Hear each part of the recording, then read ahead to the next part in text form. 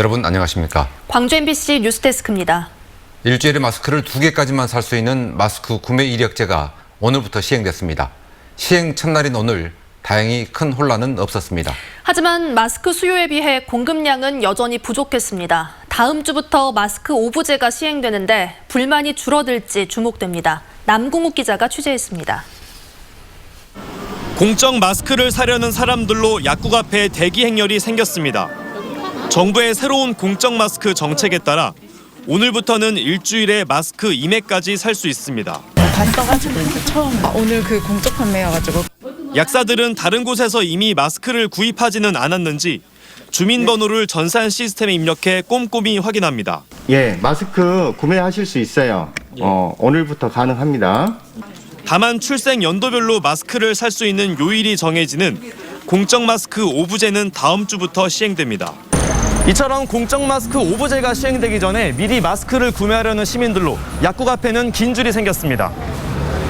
정부의 새로운 마스크 정책에 대한 시민들의 반응은 엇갈렸습니다. 여러 사람이 같이 쓸 수 있게 돼서 우선은 좋고요.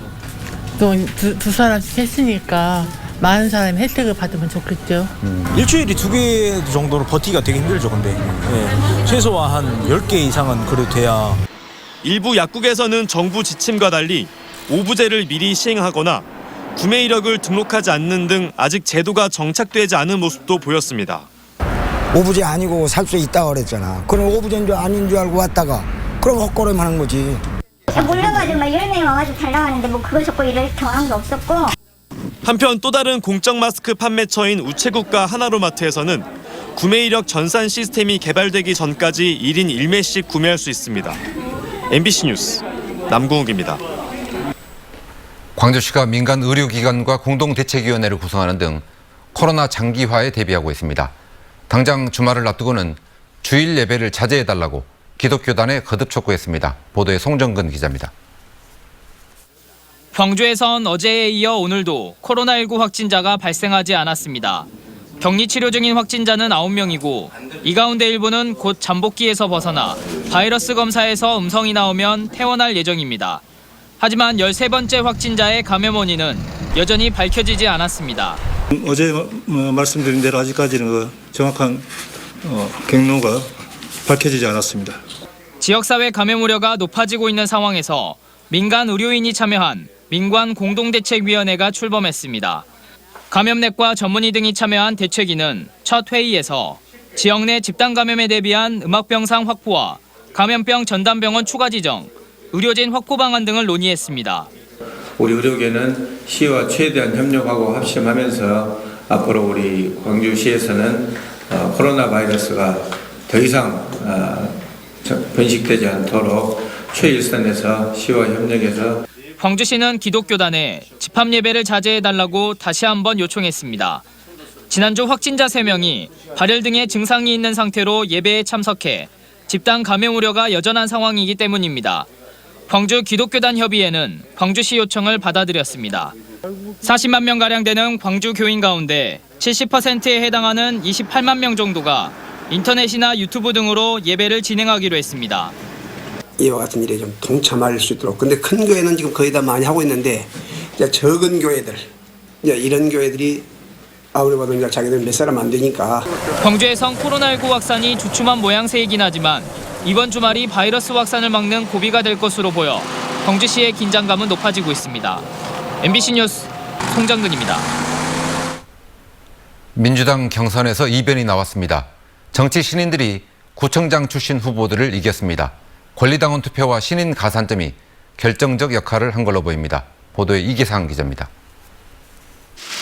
민주당 경선 막판까지 치열한 경쟁이 펼쳐졌던 광주 선거구 3곳에서 대이변이 연출됐습니다. 광주 동남갑에서 윤영덕 예비후보가 최영호 예비후보를 꺾었고 광산을 선거구에서는 박시종 예비후보가 민영배 후보를 제압했습니다.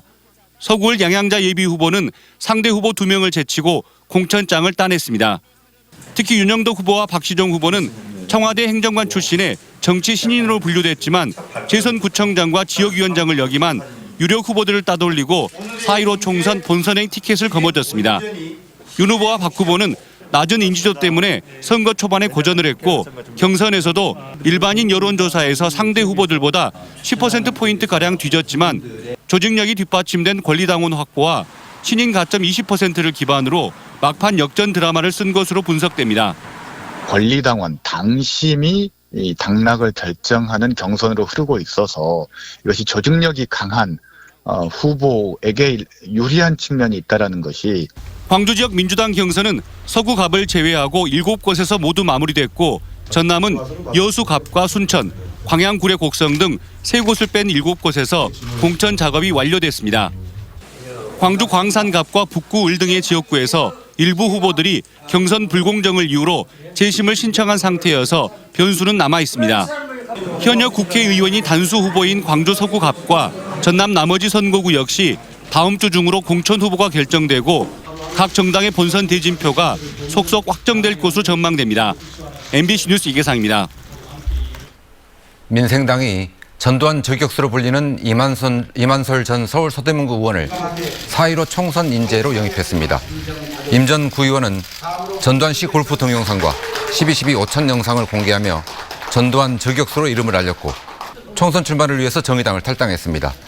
임 전 구의원의 출마 지역구는 아직 정해지지 않았지만 민생당 현역 국회의원이 없는 광주 선거구에 전략 공천할 가능성이 거론되고 있습니다.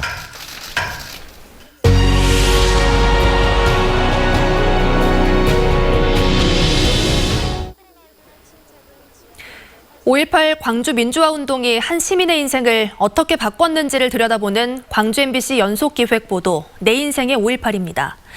오늘은 한상균 민주노총 전 위원장을 만나보겠습니다. 전남 나주가 고향인 한 전 위원장은 5.18 당시 고등학생 시민군으로 활동했습니다. 김철원 기자입니다.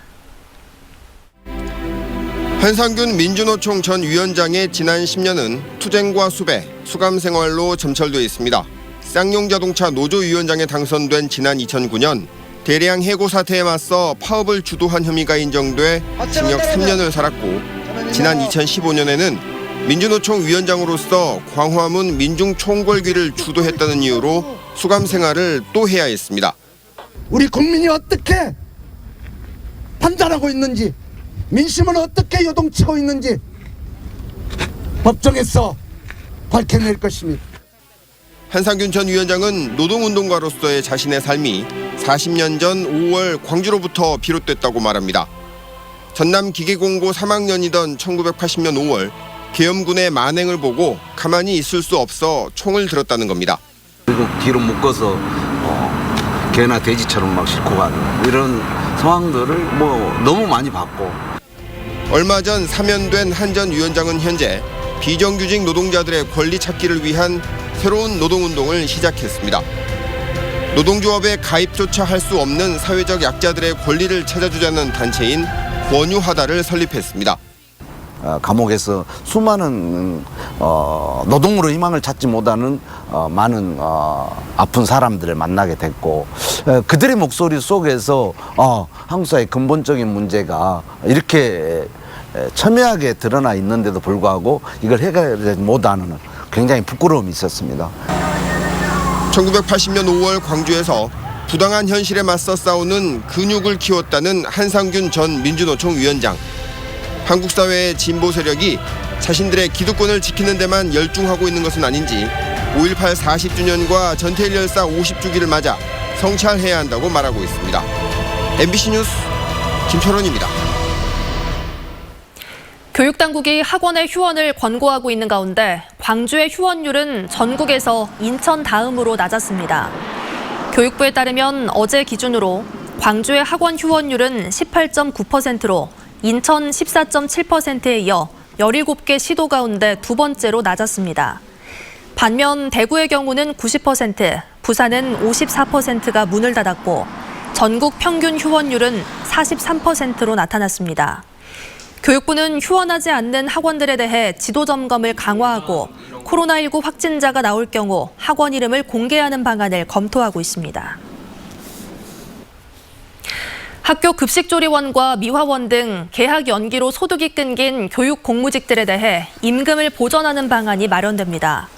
전국 17개 시도교육감 협의회는 계약 연기에 따라 3주간 근무 공백이 생긴 공무직들에게 수당이나 상여금을 미리 지급하거나 임금을 선지급하는 방안을 마련하기로 했습니다.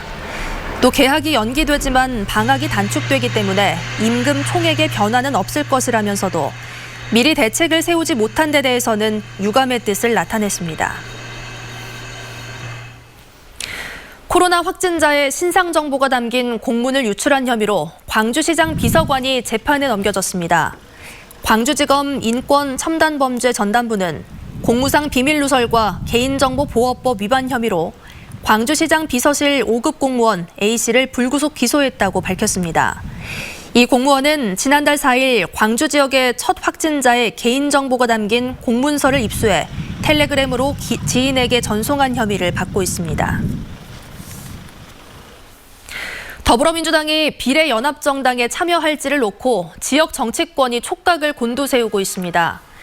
민주당 광주시당 등에 따르면 당 전략기획위원회는 진보개혁진영 시민단체들이 추진하는 비례대표용 연합정당 창당 제안을 당 최고위원회에 공식 보고했습니다. 이에 앞서 이낙연 공동선대위원장은 비례연합정당에 대한 논의가 수일 내에 이루어질 것이라고 밝혔습니다. 이에 따라 광주 전남 지역 민주당 비례대표 입지자들과 정의당 등 군소정당 비례대표 후보들이 정치 상황 변화를 예의주시하고 있습니다. 광주 지역 정의당 후보들이 지속 가능한 성평등 사회 실현을 위한 여성 정책을 발표했습니다. 정의당 후보들은 합동으로 기자회견을 갖고 성별 임금 격차 해소법 제정과 안전사회 구축을 위한 성차별 금지법을 제정하겠다고 밝혔습니다. 정의당은 또 여성들의 창업과 일자리를 지원해줄 광주 여성복합문화공간을 건립하고 광주형 일자리에 여성 할당제를 실시하겠다고 강조했습니다. 동신대학교가 학교 건물에 입주한 18개 업체에게 3월 한 달치 임대료를 받지 않기로 했고 이미 들어온 임대료는 돌려주기로 했습니다. 동신대는 또 개강 연기에 맞춰 기숙사 입소가 늦어짐에 따라 기숙사비 차익도 재학생들에게 환불해 주기로 했습니다.